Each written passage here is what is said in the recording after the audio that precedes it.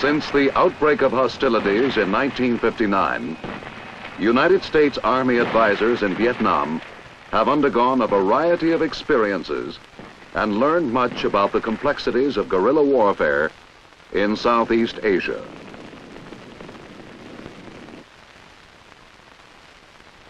Working through MAG, these advisors have increased in number to more than 12,000.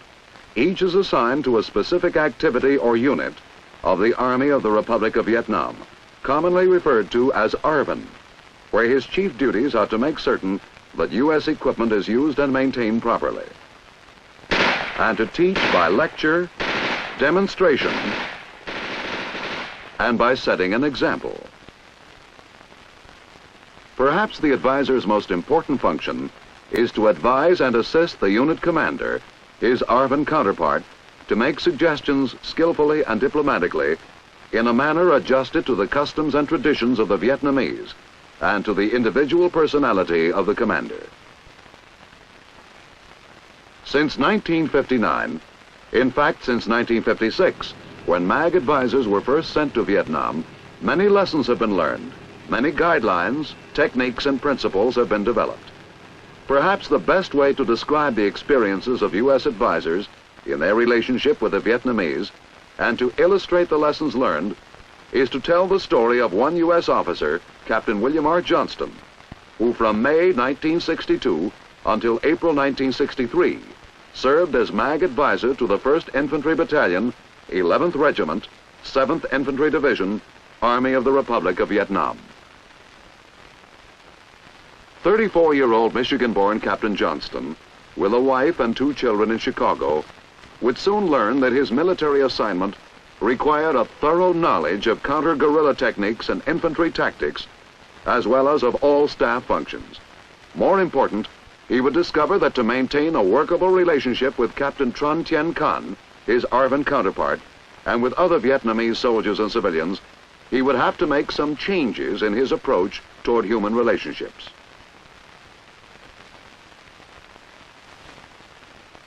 His counterpart, Captain Can, had received infantry and artillery training in the United States, but there was still the large gulf of 2 divergent cultures separating them.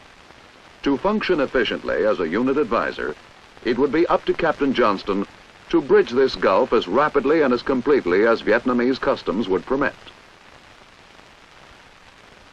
As Johnston met officials such as the district chief and ARVN regimental commander, he was aware of the need to understand the Vietnamese people without becoming involved in their politics. The advisor's duty was to adhere to the U.S. national policy, and his obligation would be to support the military operations of the incumbent government of Vietnam. When Johnston reported to the 1st Battalion, they were stationed at a sugar mill at Hiệp Hòa. The main source of sugar, rum, and molasses for all of the Republic of Vietnam, it was located in the Mekong Delta on the Oriental River, 16 kilometers east of the Cambodian border. One primary mission of the 1st Battalion was to provide security for the mill, as well as to stop the Viet Cong from forcibly collecting taxes from farmers who brought in sugarcane. Captain Johnston made it a point not to rush matters in establishing himself with the Vietnamese and with Captain Can. With them here is Sergeant Doc, a school teacher drafted into the Army and now Johnston's interpreter. The American captain learned that the mill employed 2,000 workers and was in an area largely controlled by the Viet Cong. He and Can estimated that 30% of the employees were guerrillas who operated on night patrols disrupting supply lines.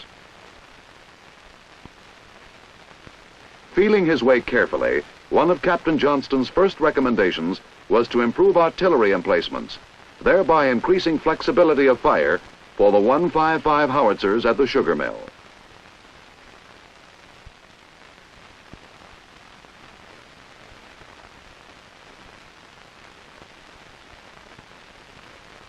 He also suggested that living in shelters improvised from ponchos was neither helping morale nor contributing to supply economy, and Can agreed to construct barracks. Another basic mission of the battalion was to secure a portion of the only usable road for transport of personnel, sugar, and supplies between the mill and Saigon. The road led through Viet Cong-infested territory, with an estimated 2 companies of guerrillas operating in the 1st Battalion's area of responsibility. However, despite the presence of the 1st Battalion, word was received one morning that the road had been cut during the night. Captain Johnston hurried to the scene, where it was reported that the Viet Cong were still in the area. Battalion troops arrived a few minutes later. The battalion commander was at regimental headquarters, and by now Johnston had learned that Con's workload was such that he could not always be available.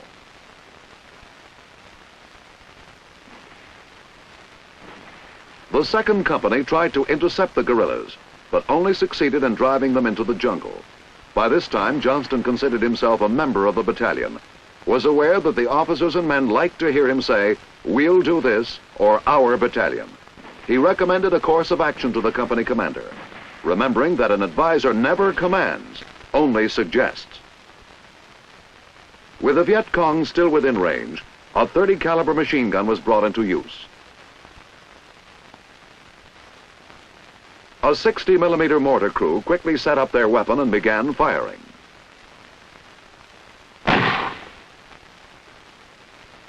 Suspects were rounded up for interrogation. Johnston would assist in this as soon as he could.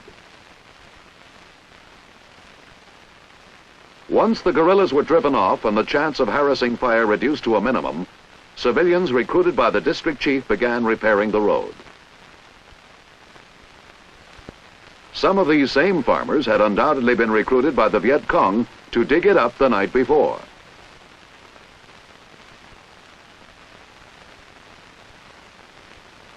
There were several motives for cutting the road. Most important, of course, was to disrupt transportation and supply.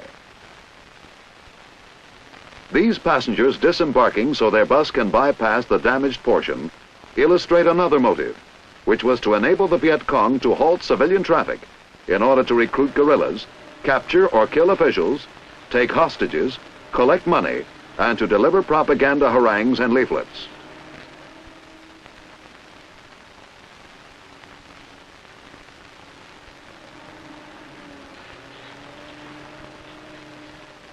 When the road was sufficiently repaired, the flow of traffic resumed, taking passengers to their destinations, as well as fuel and supplies to the sugar mill.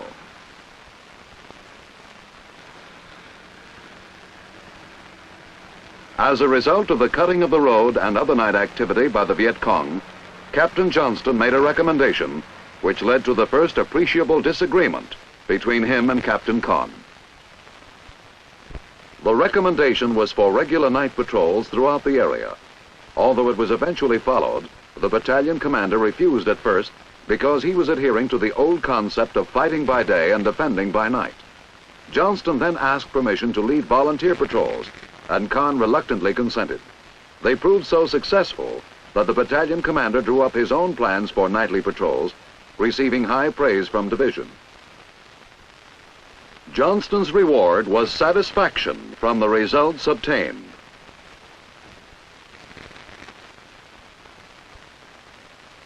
While stationed at the sugar mill, Captain Con, Captain Johnston, and the 1st Battalion participated in other combat operations, either at company level, as a battalion, or as part of a larger unit. Helicopters played an important role in such operations, and it was up to Johnston to request helicopter support through the regimental advisor, as well as to brief U.S. pilots. The 1st Battalion operated with an airborne unit during this mission, which was designed to clear an area of the Duc Hoa district, where Viet Cong had been active near the capital region. At first, to get an idea of the capabilities of battalion troops, Johnston accompanied the lead elements. Huts which served as guerrilla hideouts and CPs were burned to the ground.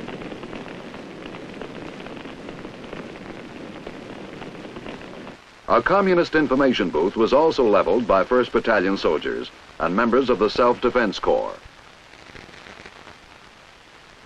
Even in the midst of combat, troops took a break. Johnston quickly learned that Vietnamese have less stamina than Americans, and that they must have frequent breaks and 4 meals a day. However, this did not interfere with a highly successful mission. A sizable number of prisoners and suspects were captured. When Johnston arrived on the scene, he learned that they had not been searched. He suggested to the company commander that this be remedied. One was found to be on the wanted list, a hardcore Viet Cong named Liu, who had committed murders and atrocities against civilians.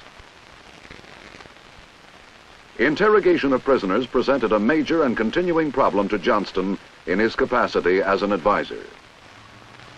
It was also an infantry advisor's responsibility to help arrange for armor support when needed.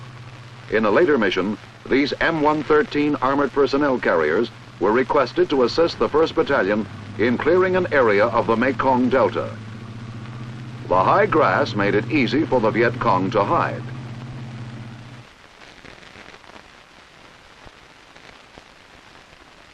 However, some were captured, and many suspects flushed out for interrogation.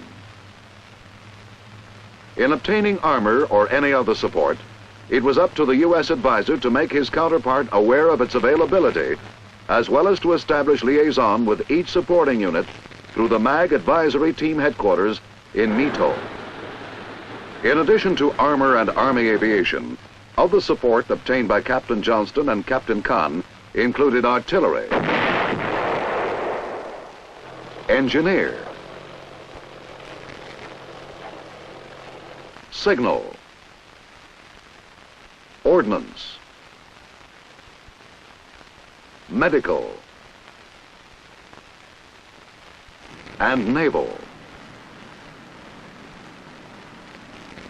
It was while the battalion was stationed at the Hip Hua sugar mill that Johnston recommended inauguration of a program designed to retrain the unit's personnel.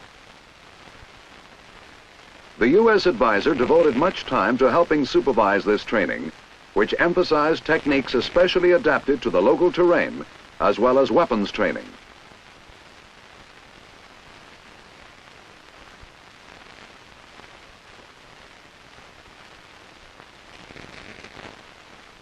This exercise stressed unit tactics in clearing an area. Both the training and the area selected proved so successful that higher headquarters assigned the 1st Battalion the task of training 3 companies of recruits as regimental replacements. These recruits, as well as members of the battalion who could be spared, were also given training on the new Claymore anti-personnel mine.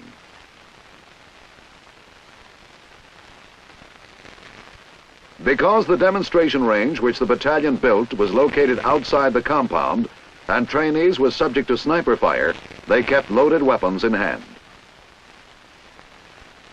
The lecture phase was conducted by Lieutenant Kim, Battalion S5. Johnston had recommended him for this duty because he spoke some English and the two could communicate directly.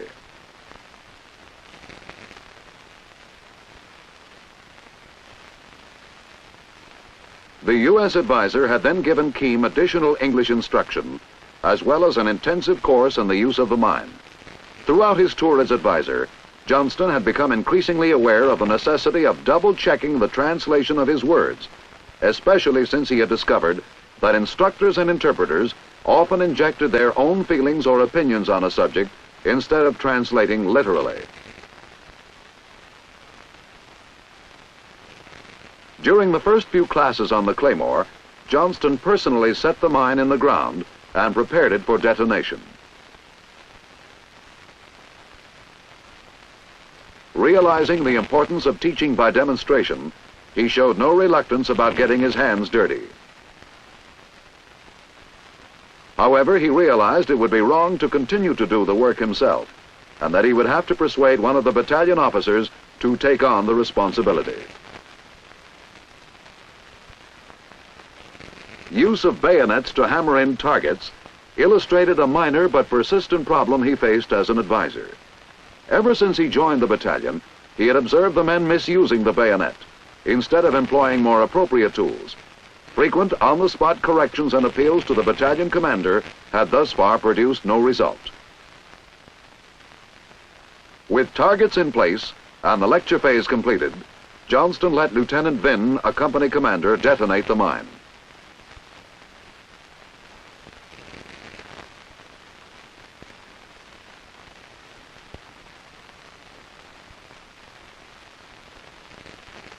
something was wrong.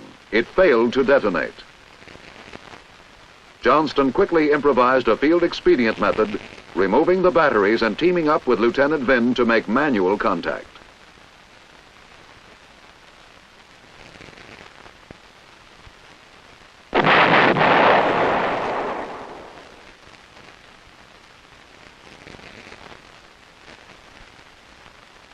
Early in January 1963, 2 companies of the 1st Battalion moved from the Hipwa sugar mill to the village of Dukwa, where Major Bach, the regimental commander, was on hand to greet Johnston and Captain Kahn. A CP was set up in the village pagoda. The tiger on the sign is a religious symbol. The other 2 companies remained at or near the sugar mill to help the Self-Defense Corps Company take over the 1st Battalion's security mission.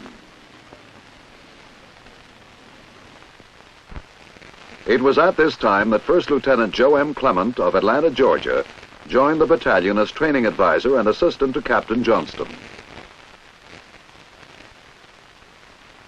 Sergeant Doc helped orient Lieutenant Clement on the surrounding terrain.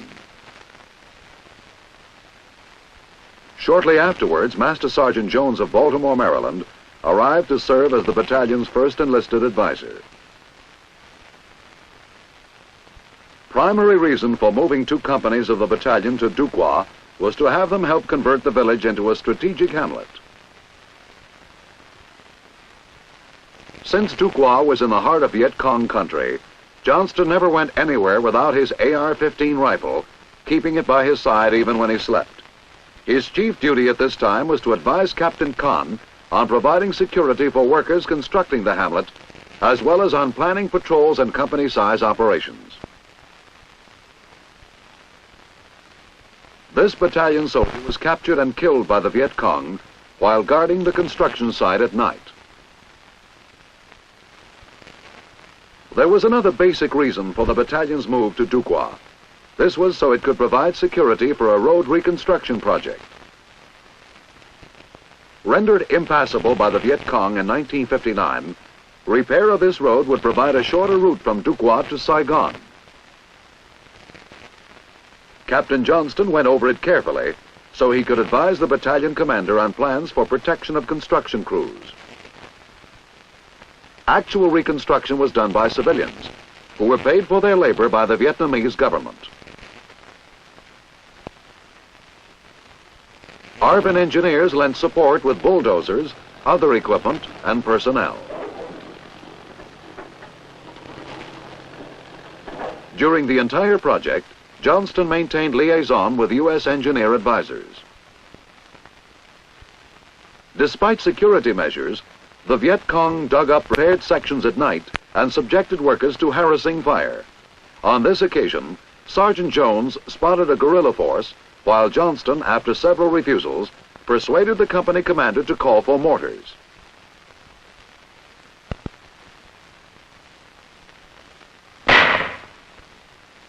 He also found time to reassure an anxious mother whose son was being interrogated as a suspect that he would not be mistreated.